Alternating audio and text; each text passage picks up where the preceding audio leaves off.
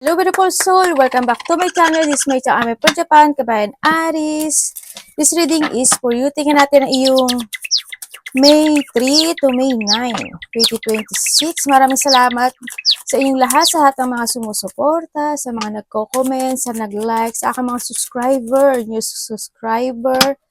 Yan. Sa mga nag-hypes po, maraming salamat sa mga, at syempre sa mga hindi rin nag-skip ng ads. Maraming salamat sa inyong suporta. God bless you all. Tingnan natin ang iyong general reading, Aries. Sa mga nagpa-personal reading din po, maraming salamat. Kung gusto niyo na energy niyo lang talaga gusto niyo makuha natin, all the details is in description below. Paki-check na lang. General reading tayo ha. Energy reading po.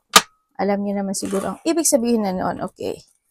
Tingnan natin, Aries. Kuha tayo ng iyong weekly angels number. Para kay Aris. Please show me. Uy, oh. Baka nakakita ka ng mga, oh. Mamaya ako napapakat sa inyo yan. Pati ako napa, oh. Okay, meron kang 5, 17, 32, 34, 4. Cancer, Sagittarius, Leo, and Taurus. Okay. Aris. Okay, Aries is, you know your purpose. Ando ka sa point na malakas naman din yung confidence mo. Alam mo kung ano yung i-main concern mo. Yun nga lang, nandun yung point na may mga bagay ka talaga na ini-illusion or may mga bagay ka na nagkakaroon ka ng mga reflection from the past situation. Pwedeng nandun sa point na yun, ano. Mga bagay ka na iniisip. Maaring iba naman sa inyo is you are inspired in some aspect of your life this time. Pwede sa trabaho, pwede sa mga tao na nakakausap mo, o sa mga bagay o sitwasyon na ginagawa mo, no. Yun ang nakita ko sa'yo. Pwede rin dun sa family mo o sa lupa, bahay, or sa mga connection. Pwedeng nandoon sa point na yon. Yun ang nakikita ko sa iba sa inyo. And then also, handito rin yung point na may mga papuri ako na nakikita. Either may mga tao na pupuri sa'yo or ikaw ang pupuri sa kanila, ganyan. There's a hardship situation na pwedeng ito is matapos na. Yun nga lang, may mga time lang talaga na medyo kasi yung ano mo kasi, ano mo to, yung energy mo this time, parang nagiging moody, no? Minsan okay, minsan hindi. Ganun ang nakikita ko sa'yo, no? It's a mood situation pagdating sa'yo. Pero sa iba sa inyo is, basta as long as you know yung purpose mo sa buhay mo, doon ka lang, focus ka lang. Pero may mga hardship na situation na magtatapos na. Yun ang nakikita ko dito sa'yo. And sa iba naman sa inyo is nagkakaroon ng spiritual growth. Or sa iba is mga enlightenment, ganyan. May mga recovery situation or may mga bagay ka na iniisip na you want it to recover, you want it to success na, yung mga ganun sitwasyon. Sa iba naman sa inyo is maaari yung mga iniisip kayo related to your negosyo, sa trabaho, o kaya sa pera mo, mga ganyan, no? Pwede ring related siya sa family matter, pwedeng natin sa point na yun. And then, ang nakita ko rin dito is there's a luck eh. There's a luck. Tulad ng sabi ko kanina, may growth or recovery, may achievement din na parating sa'yo, may positivity, and may mga abundance din na parating sa iba sa inyo. Sa iba naman sa inyo is there's a gain of wealth and abundance. Yun. Siguro, when it comes to a gain of wealth, siguro baka may mga ginagawa ka na yung project, di ba? O may mga bagay o sitwasyon na naging malungkot in the past, and this time mas nagiging mas okay na this time. Kaya yung energy mo is patungo siya sa ano dito? Sa calmness, sa calm na situation. Yun ang nakikita ko yun ang nakikita ko sa iba sa inyo. Pero iba sa inyo, nagkakaroon pa rin ng reflection from the past. May mga bagay na magkakaroon ng transformation or pagbabago or may mga transition situation, ano, or pwedeng iniisip mo yon sa iba sa inyo. May paghingi ng tulong. Either may tao na hihingi sa iyo ng tulong or ikaw yung hihingi ng tulong or may tao na tutulungan ka niya. vice versa. Nasa bahay lang ba kayo or sa bahay yung trabaho nyo, or pwedeng yung iba sa inyo is wala kang trabaho, baka naghahanap ka pa, or you are in a vacation or holiday ka or resting time ka. Pwedeng nandun sa point na yun. Sa iba sa inyo is nandun yung point na hindi ko alam kung ikaw yun parang gusto niya ng privacy, or nandun yung pagiging you want privacy when it comes sa sarili mo. Pwedeng nandoon sa point na yun. Yun ang nakikita ko sa iba sa inyo. May mga changes and movement happen into your life, or pwedeng iniisip mo ito na you want to change something or you want to move, gusto mong i-move yung sitwasyon na yun. Pwedeng nandoon sa point na yun. Ano? Yun ang nakikita ko sa iba sa inyo. Nagkaka-blockage sa iyo. Ay, OMG. Hindi ko na pala pwede siyang kasi nakuha ko na pala siya. Ayan, baka nakakita ka ng iyong mga repeating numbers, 888. Ano ba yung nakita natin kanina? Na ko siya. Well, it's meant to be 44477. 1, spiritual awakening. Iba siya nagkakaroon ng spiritual awakening. There's a blessing in disguise coming. Congratulations. Ibig sabihin, tulad ng sabi ko kanina, di ba? There's a hardship na malalakpasan mo na. Yun. Andun na rin yung point na may mga bagong experience na magaganap or gagawin no, sa iba sa inyo. And when it comes to 88, abundance, so, pero kulang kasi siya ng isa. Dapat 4 siya. But still, okay naman siya. There's a success, wealth, change of cycle, balancing finances. And sinasabi naman talaga dito is, what goes around, comes around. Sabihin, alam niyo naman siguro kung ano yung ginawa mo, ipinunla mo, yun ang iyong aanihin. Okay? A lot of money is coming your way. Congratulations. Claim it. Naku po, talaga. Kasi this a good karma eh. Karma to. Pero sabi dito, what goes around comes around Kaya, libre lang naman ang pagiging mabait, libre lang naman ng maging mabuti ang puso, no? Yun yung aanihin mo, syempre. Fortune refers to more than just monetary and material success. Congrats. If you don't appreciate the people in your life now, kahit na masama man iyan, kahit na minsan nakakainis man iyan, at kung yung company mo o yung pinapasukan mo, minsan hindi ka nila maintindihan at hindi mo sila maintindihan, you need to appreciate pa rin yun. Kasi, syempre, dahil sa kanila, you're blessed pa rin, di ba? Yun. Ibig sabihin, nilala ka doon ng universe sa isang relasyon o sa isang sitwasyon o sa connection na iyon kasi may learning ka na makakamit, no? Kung saang aspeto ng buhay mo yan. And then, you won't have them tomorrow. Sabi ko sa iyo This message encourage you to take a personal responsibility and use it to realize your greatest potential. 888. Congrats. Your energy. Congratulations there's a success, wealth, finances. Yan, may mga growth talaga namang gaganap sa iyo.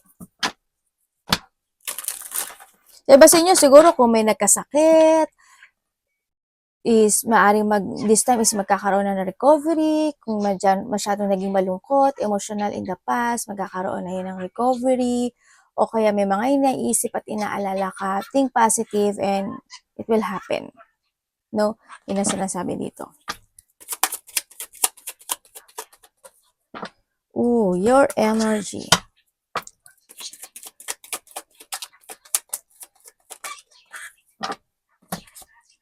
Okay, when it comes sa iyong energy, may mga bagay ka raw na, alam mo yung parang, may mga bagay ka na naiisip or meron ka mga ginagawa na sitwasyon sa buhay mo na nakakaramdam ka ng lungkot. Or pwedeng may nakakausap ka, pwedeng gano'n, nakakaramdam ka ng lungkot, o kaya is parang kahit na anong gawin mo, parang hindi enough kaya nararamdaman mo yung painful, you feel depression, o may mga loneliness, medyo may mga time na nalulungkot ka talaga, nakakaramdam ng energy sa iba sa inyo ng disappointment, mga ganun sitwasyon. Pwedeng nandun sa point na rin na iba is, there's a heartache situation. Alam mo yun, nandun sa point na yun. May mga bagay ka na iniisip na gulo ng isipan mo maybe, na gusto mo nang makamit. Yun ang nakikita ko sa iba dito, no? May mga bagay, yung energy mo kasi, you thinking about ending the situation. Para nandun sa point na yun, may mga bagay ka na, tulad sabi ko, di ba, maaaring doon sa point na may mga gusto mong isaayos, maisaayos, may mga bagay na gusto mong i-renewal, o may mga i-renewal ka, o babaguhin na sitwasyon, you want to let go something, mga ganyan. O handun yung point na sa iba sa inyo is, basta is more an emotional feeling or emotional pain, yung nakikita ko sa iba sa inyo. Pero kahit naman na gano'n, na nakikita ko sa iyo, is andun pa rin naman yung confident mo, no? Yun ang nakikita ko sa iyo dito. O pwede rin naman may mga bagay ka na pinaplano, o you want to create something na medyo na pag-iisip ka kung paano gawin to, paano gawin yan, anong dapat gawin, pwedeng nahandoon sa point na yun, ano. O pwede rin naman sa iba sa inyo, nag-iisip kayo na gusto niyo namang lumipat ng lugar, ng bahay, ng trabaho, ng sitwasyon, kumbaga, no, pwedeng nahandoon sa point na yun. May mga bagay na sa'yo, feeling pagkalito, mga ganyan sitwasyon. Ako nakikita sa iyo, no. Tingnan natin ang parating kay Aries.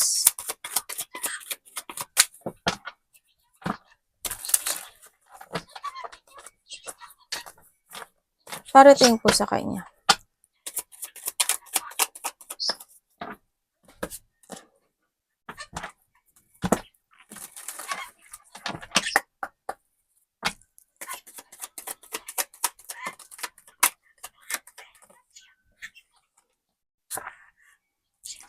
Okay, uy, the Wheel of Fortune, the World.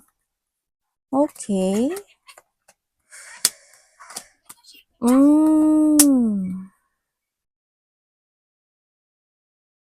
Okay, may mga biglaang magaganap o mangyayari na may tao na biglang makikipag-communicate sa'yo. Mas bata to sa'yo. Hindi ko alam sino. Pwedeng kilala mo na siya? Nakausap mo na to? O nagkakausap na kayo? Either siya is communication, text message, news, parang gano'n. Basta may communication sa isang tao na mas bata sa iyo. Magkakaroon ka ng connection pala. And then also, parating sa iyo,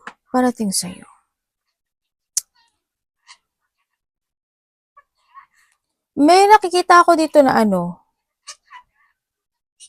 may nakita akong consultant, advisor, lawyer, doctor, para sa mga part na ganun, nurse, teacher, parang ganun. May nakita ko baka magkakaroon ka ng mga connection sa part na yun. Yun, ang nakikita ko dito. Pwede may mag-a-advise sa'yo, diba? Or ikaw may bibigyan ka ng advice, vice versa. Parating din sa iyo, ang nakikita ko sa iyo dito is, ang daming tao. Ba't ang daming tao? Bilang ko 1, 2, 3, 4, 5. Tama ba? 1, 2, 3, 4, 5. 5 tao at 2 bata. Ang daming tao. Anong meron? Sabi ko, ang daming tao. Hindi ko alam kung anong meron. Mayroon bang celebration? Pero dito kasi sa nakikita ko, may happiness. May celebration. O may mga pupuntahan kang celebration maybe sa iba, no? Or pwede rin naman na this person is yung mga tao na magbibigay sa'yo ng love and support, or ikaw ito sa kanila. Pwede nga ito sa point na yon. Ang nakikita ko rin sa iyo is someone spying. Ako nakikita. Puwedeng ikaw ito sa kanya or siya ito sa'yo, kasi may nag-i-spy. Sa iba naman sa inyo is parang meron kayong pag-aaralang muli. Halimbawa, meron kayong pinag-aralan noon, tapos gagawin mo siya muli ngayon. May gano'ng sitwasyon. Puwedeng pinag-aralan, inalam, siniyasat, or pinag-aralan, parang nando'n sa point na 'yun. Or reviewin mo, puwedeng reviewer, parang mga gano'ng sitwasyon.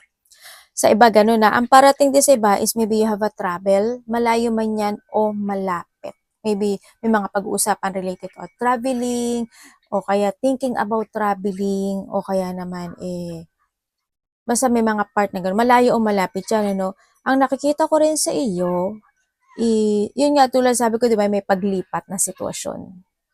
'Yan, may mga unexpected change kasi na magaganap sa iyo.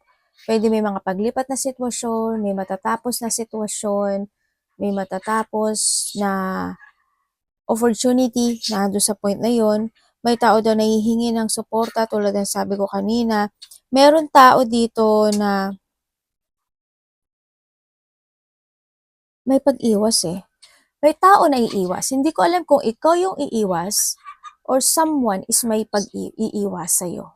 Basta may pag-iwas ako nakita. Sa iba naman sa inyo is may mga happy gathering situation, 'di ba nangati yung mata ni ate. May mga happy gathering situation or pwede rin naman na may mga pregnancy situation or may mga pupuntahan ka na ganung bagay o sitwasyon, may mga married na mga ganung sitwasyon. Yun ang nakikita ko dito. Mga pag-uusapan o kaya is mga pupuntahan, mga ganun. May mga collaboration, joy and creativity din kasi ako nakita sa iba sa inyo. Meron akong nakikita na parang may iba dito may hinihintay. May hinihintay ka na kumonek sa'yo? Or may hinihintay ka, parang you're waiting for the answer to revelation, naghihintay ka ng enlightenment, or naghihintay ka ng katotohanan to see the truth, parang nahandun sa point na yun. Kuhanin mo lang yung iba sa inyo. Sa iba naman sa inyo, parating sa iyo is, yun, kasi may departure nga tulad ng sabi ko, traveling. Or pwede rin yung iba dito is research kayo ng mga murang, ano to? Murang airplane, mga ganyan. Or pwede rin na, ano tawag ito? Pwede rin na ano ka lang talaga, thirst of knowledge. May mga bagay ka lang siguro na gusto mong pag-aralan. Yun ang nakikita ko sa iba. Pinag-uusapan ka pala, no? Pinag-uusapan niyo siya? Bakit niyo pinag-uusapan niyo siya? May mga worrying situation ka Pero alam mo, may abundance na darating sa'yo. May babae na magbibigay ng abundance sa'yo. Or ikaw, ito sa kanya. Meron din ako nakita dito, may malalaman kang iba dito, enlightenment ito. Iba dito, may malalaman ka daw katotohanan. Yung iba naman sa inyo, yun nga, mga getting together, reunion, coming home. May mga nakita ko sa iba sa inyo. Celebration. Let us see. Pero alam mo, we have the queen, the isa at 10. Ibig sabihin is there's a completion situation, ako nakakita sa iyo. May mga bagay ka talaga na iniisip na sana ganito, sana ganyan, sana ganon. Pero ang daming tao, ako nakikita sa iyo. May pupuntahan ka bang maraming tao? Or maybe nasa social media ka, ganyan. You have a networking situation, mga YouTube, TikTok, Facebook, or artista ka, pwedeng nado sa point na yun. Dapat iwasan ni Aries.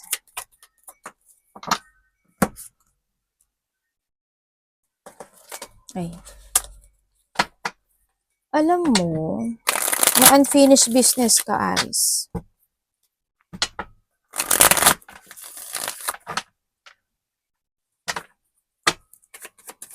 Dapat iwasan. Ayo. Talaga po.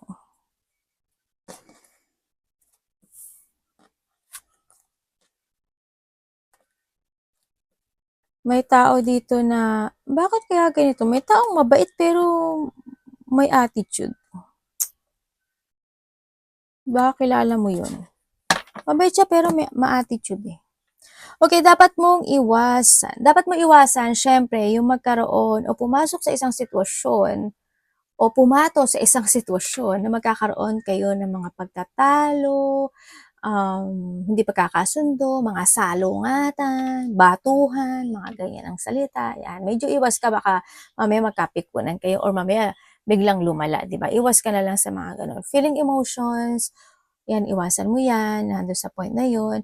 Iwasan mo yung mga bagay o sitwasyon na ikaka-frustrate mo. No? Ano ba yun ate? Halimbawa, hindi naman maintindihan. Sasabihin nyo na naman negative.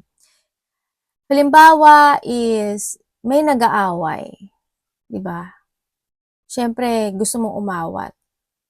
Tapos, pwedeng madamay ka doon or masabihin nila na kumakapi ka sa isa. Siyempre, pwedeng lumabas doon na ma-frustrate ka kasi parang hindi ka nila maiintindihan sa nais mo, di ba? O kaya is gumastos ka, tapos yung 1,000 pesos na yun pang isang linggo mo yun, pero naubos ng isang araw. Anong kalalabasan nun? Frustration kasi sa next na gusto mo bumili ng pagkain, hindi ka na makakabili kasi ubos na yung pera. Yung mga ganun, umiwas ka sa mga sitwasyon na pwede kang ma-frustrate. Diba? Kung sa love life yan, syempre, huwag kang tumambog sa third party relationship. Yun lang yun. Okay? Kung ayaw mo ng frustration. Example ko lang po yun. Umiwas ka sa mga tao na chismoso at chismosa. Pero kung isa ka doon, wala na tayong magagawa dyan. It's your fault. Kumbaga, yun yung kasiyahan mo, di ba? Pero, kung may mga nagchichismis, ganyan, at nakikisaw-saw ka, umiwas ka na lang din. Kasi hindi rin naman din good yun, di ba? Kahit ikaw naman, kapag chinismis ka, ayaw mo din, di ba?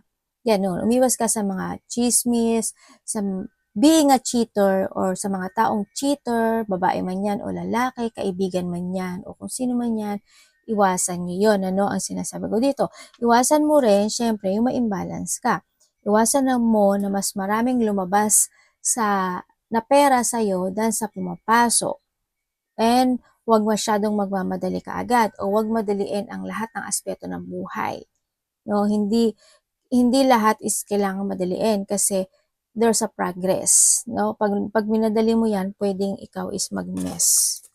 Tingnan natin your love life. Aries in love life, vice versa, kapatid, anak, magulang, karelasyon, kaibigan, pamilya. Kamusta po ang love ni Aries? Please show me. Ay! Oh God, nagulat ako. Sorry. Di mo pati mga anak ko nagulat eh. Sorry talaga. Nagulat talaga ako. Ang lakas kasi ng hangin sa amin para may bumaksak. Bumaksak ata yung solar ko. Ano man yan, ate? Kinungkot ko kasi siya. Okay, Aries in love. Ang gamin na anak.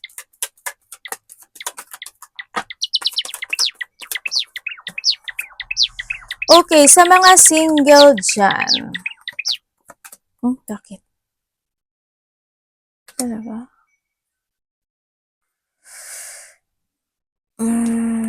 Okay. Sa mga single na Aries, ang nakikita ko sa'yo is 3? Pwedeng ikaw kasi isa dito eh. Either 2 or 3. Kasi iba dito, ano eh. Oo, ganun. Or 2 or 3 siya. Pero handun yung point na parang tinitimbang mo sila. Parang nandun ka sa point na yun. No? Parang tinitimbang mo kung sino talaga yung better, kung sino talaga para sa'yo, kung sino yung mabait at hindi. Nahandoon yung point na yun. Ano? Diba dito LDR kayo? Sa pagdating kasi sa love, mas good naman kasi ang nakikita ko to kasi nandun yung awareness mo no pagdating sa mga single dyan or you need to aware pagdating sa pagpasok sa connection na ito ha. Kumbaga nandun do kasi yung point na you need to see the fact of the situation. Kung ano talaga yung ugali niya, kung single ba siya, double ba siya, triple ba siya, diba? Baka mapasok ka kasi hindi rin maganda. Siyempre ganoon naman talaga tayo, diba? Pag makikipagrelasyon. Diba? Yun ang sabi dito ha, you need to be aware and see the fact of the situation. Yun ang sabi dito. Okay, kung kayo naman is nagkahiwalay, ay sorry, nitong tao na 'to, oo. Ang galing, oh, 8-8. 8-8-8. Hmm. There's a victory and success happening to your life. Yes, soon. Soon 'to. May magandang mangyayari sa buhay mo. Okay, um, sa mga nagkahiwalay naman, yes, nagkaroon na ng paghihiwalay, naging maigsi yung pasensya, nagkaroon ng frustration. Alam mo na yung sitwasyon kasi na 'to ano, naging in and out or naging hot and cold itong connection na 'to 'no. Yes, nagkaroon na ng rejection, nagsinungaling, nagkaroon ng pagle-let go, nagkaroon ng third party, napagod yung isa hanggang sa lumayo at nag-cut yung isa. Andun kasi yung lying dishonest or andun yung point na nagkaroon talaga ng pagtataksil. Sa iba naman is na-manipulate ka ng relationship ano, sa nakita ko dito. Pwede rin kasi na may nalaman ka sa kanya kaya rin nandun sa point na nagkaroon ng paghihiwalayan. Yun ang nakita ko dito 'no. Kumbaga, meron kasing sitwasyon na inakala niya na wala sa'yo or ikaw ito sa kanya, vice versa. Kaya umalis, parang may hinanap siya na wala. May hinanap siya na parang akala niya siguro wala sa'yo yun or kulang sa'yo yun, then nakita niya sa iba. Yun ang nakita ko sa iba, no? Sa iba naman sa inyo, maaaring itong tao to is meron na talaga tong karelasyon. Kung if you are a third party relationship, kung hindi naman, yun yung tulad ng sinabi ko kanina. Meron pa rin naman na pagmamatsyag hanggang sa ngayon, kahit na nagkahiwalay na kayo, yun ang nakikita ko dito. And I feel sorry, ang sabi niya dito.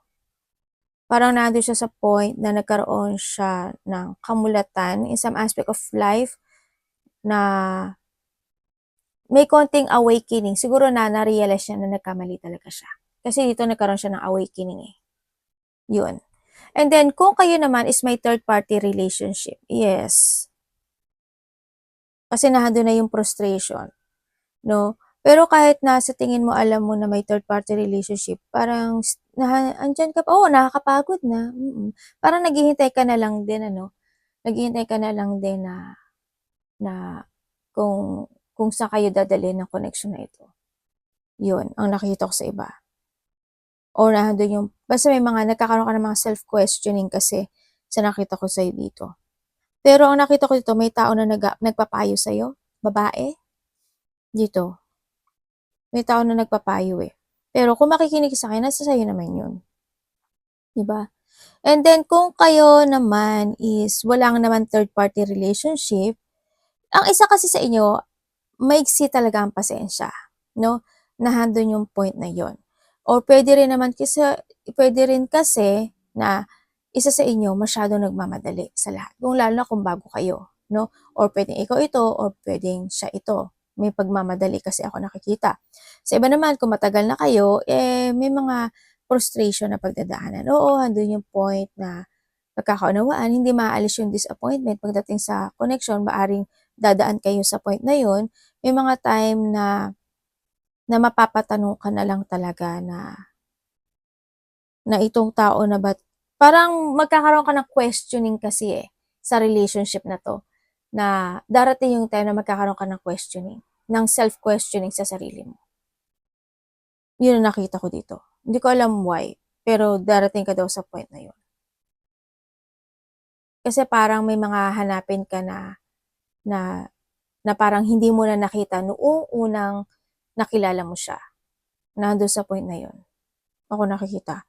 Pwede rin na iba sa inyo is may malalaman ka patungkol sa kanya. Or siya ito sa'yo. May unfinished business dito. Hindi ko alam in what way. Sa iyo o sa kanya, parang may unfinished business na nangyari. Your money, Aries.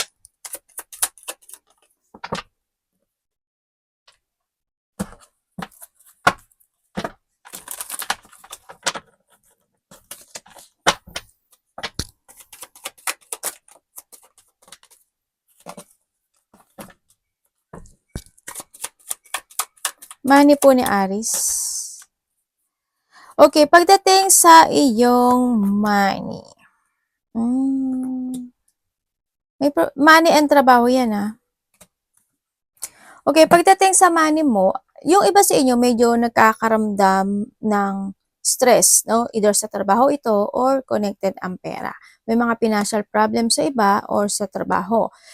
Pero meron daw parating na project. Paano ba dito may parating na project sa iyo? Isa o dalawa? Or meron kang maiisip na gusto mong gawin, then yun yung makakatulong sa iyo sa pagtahak ng paglago ng iyong finances, ng iyong pera or trabaho man yan, no? Sa iba sa inyo. Sa iba naman sa inyo is, sabi kasi ito as long as you are more on focusing, pero may isa or dalawa na darating na opportunity sa iyo or project. Yan. Or meron tao na makikipag-collaborate sa iyo, no? Or may dealing situation or may iba dito sa partnership na yun yung makakatulong sa iyo para mag-success pagdating sa kaperahan. Sa iba naman is, medyo kasi, alam mo, kaya mo kasi siyang baguhin, no? Kumbaga, you have an ability para baguhin yung path pagdating sa iyong kaperahan. May mga time na siguro this is the past, pwedeng nandun sa point na may mga time na hindi mo masyadong na-organize yung pera kaya medyo mas marami yung lumabas na pera, no, sa nakaraan. Pero sa ngayon kasi, you try to make it balance this time yung pera mo. Kaya ngayon is magkakaroon siya ng malaking pagbabago sa ginagawa mong yan ngayon. Yun ang nakikita ko dito. You're starting something new, parang nando sa point na yun. Siguro talagang sa ngayon, mas binabalanse mo na ngayon yung pagpapatakbo ng iyong kaperahan. Kaya mas maganda rin yun sa nakita ko dito, no? Yun. Mag-ingat ka na lang pagdating sa pera or maybe sa company or tinatrabahuhan mo.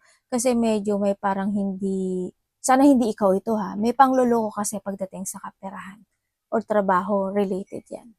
May nakita akong ganun.